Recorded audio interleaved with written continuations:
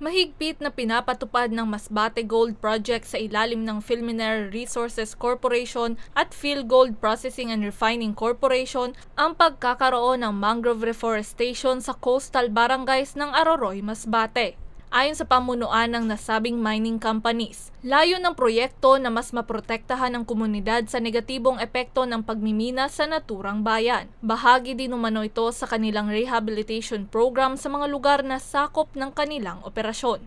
So, isa pa yan, kaya din kami nag-venture sa mangrove reforestation kasi nakita namin na unti-unti ng nagdi-decrease yung mangrove forest cover sa Aroroy. So, naisip namin na bakit hindi natin i-improve yung mangrove forest cover kasi ilang communities, ilang barangays ang nasa coastal community. So, yun ang kailangan natin i-protect. Noong 2013 nang sinimula ng naturang mining companies ang mangrove reforestation at makalipas sa mahigit isang dekada, umabot na raw sa 2.3 milyon ang mangroves na naitanim sa 485 na hektarya na sakop ng 8 lugar. Malaking tulong umano ito lalo na sa panahon ng mga bagyo. Bukod sa pagiging natural barrier ng mga mangrove, malaking tulong din daw ito sa coastal ecosystem lalo na sa mga mangingisda. Nakaka-provide din kami ng short-term livelihood doon sa mga fisher folks kasi sila yung partner natin sa mangrove refor program. So nagbibigay kami sa kanila ng incentive sa pagtatanim ng mangrove.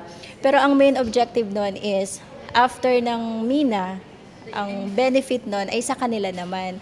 Yan yung something na binigay ng mina pero hindi kukunin ng mina after closure, maiiwan yun sa kanila yung mga mangroves na yun.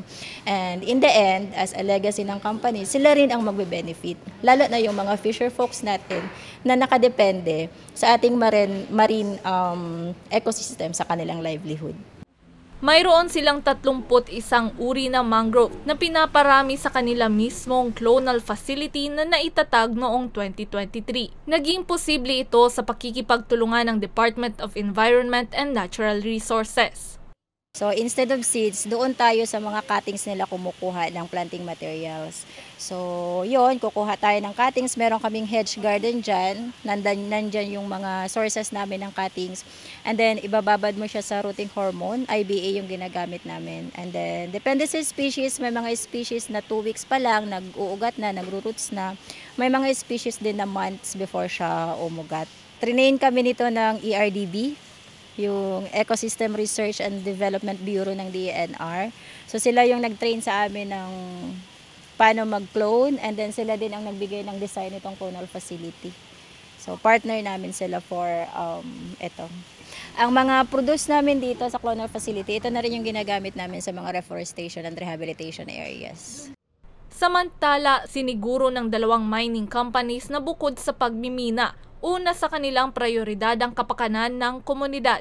Patuloy raw silang makikipag-ugnayan sa mga residente para matiyak na ang mga proyektong kanilang ipinapatupad ay nakakatugon sa mga pangangailangan ng mamamayan. Para sa mga balitang Tatak, Bicol, May Insinares.